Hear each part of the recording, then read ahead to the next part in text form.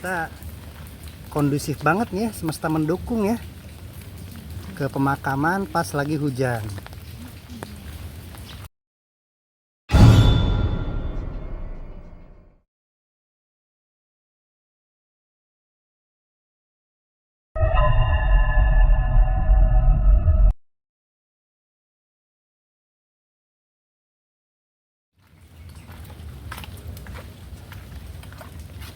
Kereta kiri dan kanan pemberian Pak Jokowi. Ya, karena yang kiri dan kanan itu kereta baru jadi masih Segar. tempat duduknya. Sip. Abad 19. Nah ini nih museum nih. Wih. Milik keluarga famili AJW Van Gelden, Ambrosius Johannes Wilbrordus Van Gelden.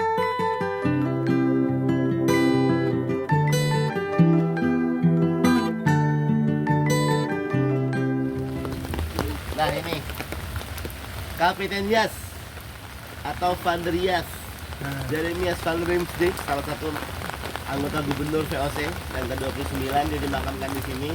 Tapi ketika dimakamkan ternyata di atas pemakamannya tumbuh pohon beringin yang sangat besar, sehingga para petugas nggak ada yang berani untuk membongkar.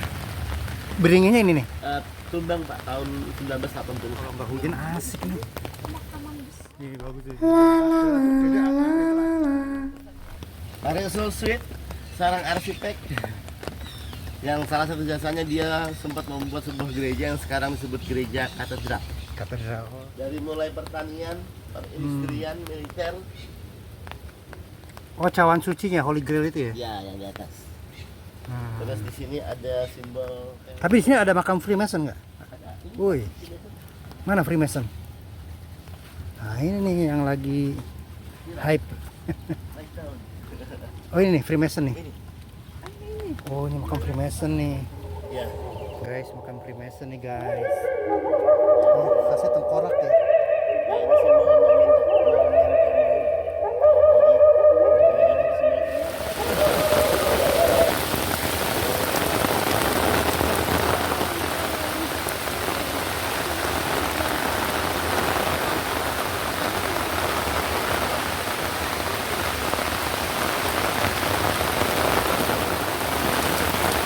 ini monumennya Johan Jacob Perry, salah satu monumen tentara Belanda yang jasanya dia menangkap Pangeran Diponegoro.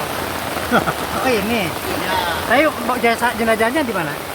sekarang jasa itu sudah diangkat oleh keluarganya. Oh I see.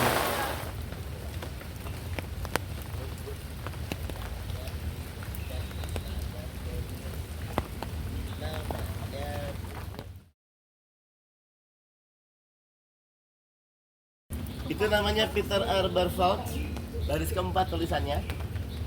Peter Aberfeldt itu adalah salah satu anggota VOC yang tinggal di Batavia.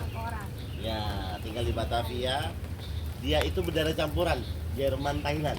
Kasarnya rendah tapi kok dia sukses seperti itu. Dan akhirnya Peter Aberfeldt pun dibully. Karena dia sakit hati, lalu dia punya rencana ingin membunuh semua orang Belanda yang tinggal di Batavia pada malam tahun baru. Karena kalau tahun baru itu mereka pesta-pesta jam 3 jam 4 subuh teler. Tapi sayangnya ketika dia sedang mempersiapkan rencananya, dia meeting, kumpul-kumpul rapat. Salah satu anak buahnya bernama Ali mendengarkan lalu lapor ke pemerintah Belanda bahwa tuan saya ingin ngeberontak. Dan akhirnya atas dasar laporan Ali kemudian Belanda membuat tim dan untuk menangkap Peter Aberfeldt dan kawan-kawan.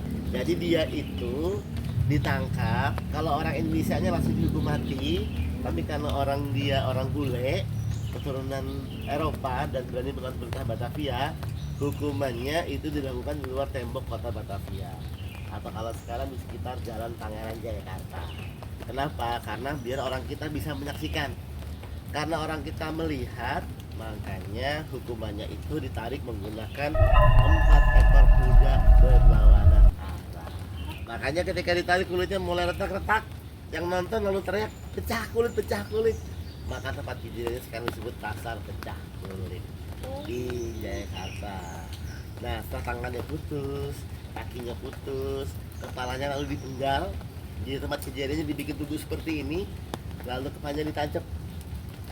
Karena orang kita nggak bisa bahasa Latin, maka ditulisnya pakai bahasa Jawa, yang artinya siapapun yang berani memberontak akan dihukum seperti Peter Arberford. Jadi hukumannya itu kayak shock terapi buat orang-orang kita juga, biar nggak berani macam-macam kepada pemerintah Belanda.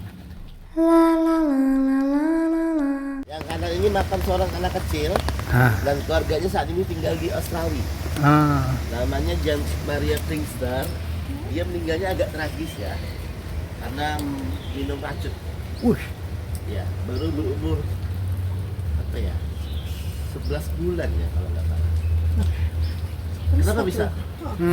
Kenapa bisa minum racun? Karena pada saat itu ada persaingan usaha. Jadi ada pesaingnya itu ingin meracun bapaknya. Tapi yang minum anaknya. Kasihan banget. Makanya. Nah ini dia prasasti nisannya.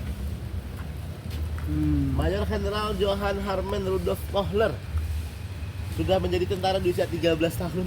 Wih, 13 tahun. Karir militernya banyak dihabiskan di daerah Sumatera. Ya. Pada saat Belanda ingin menghancurkan Aceh, maka Kohler dipercaya untuk memimpin ekspedisi pertama menyerang Aceh, karena dia dianggap sebagai orang yang berpengalaman di daerah Sumatera. Dengan membawa 3.000 pasukan, 2.000 tentara Bumiputra, 1.000 tentara Belanda, 198 perwira, 300 kapal, dia menyerang Aceh. Belanda berhasil menguasai lokasi tersebut, dan ketika Kohler mulai memeriksa keadaan, ternyata masih ada sniper yang ketinggalan. Nembak Kohler. Makanya ada Aceh ya. Jadi dia meninggal di Aceh di tahun 1873 atau ekspedisi pertama. Jadi ini salah satu kegagalan terbesar Belanda. Makanya dia dimakamkan di sini. Di nisannya Kohler banyak sekali simbol-simbol. Kayak ular itu ya? Ya, ular gigit teosofi. Ada simbol Illuminati, obor. Terbalik terus heksagram. Karena Kohler itu Yahudi. Yahudi. Ya, maka dia pasti pakai simbol Yahudi.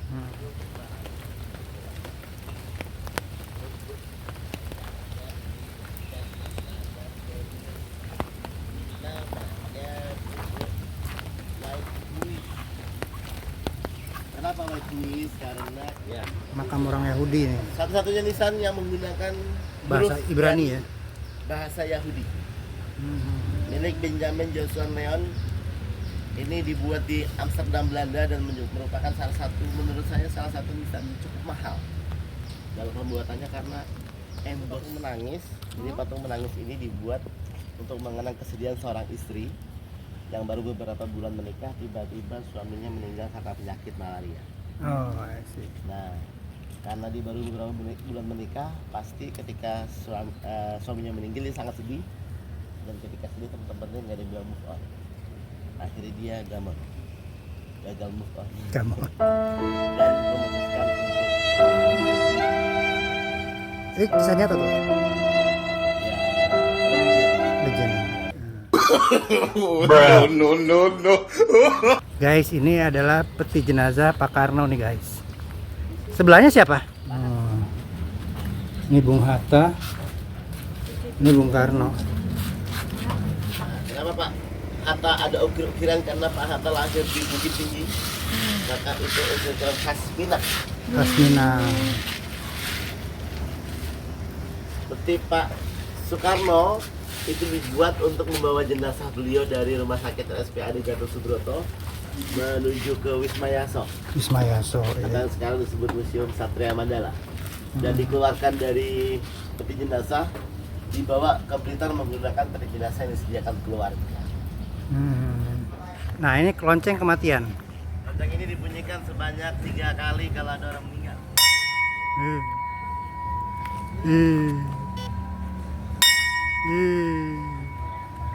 Dua kali aja. Kalau 3 kali bangun gitu bangkit. Bahasa Belanda kuno yang artinya seperti Anda sekarang, begitupun aku sebelumnya. Seperti aku sekarang, begitupun nanti dengan Anda. Waduh, filosofis banget. Tanggal 4 bulan 12 tahun 1762.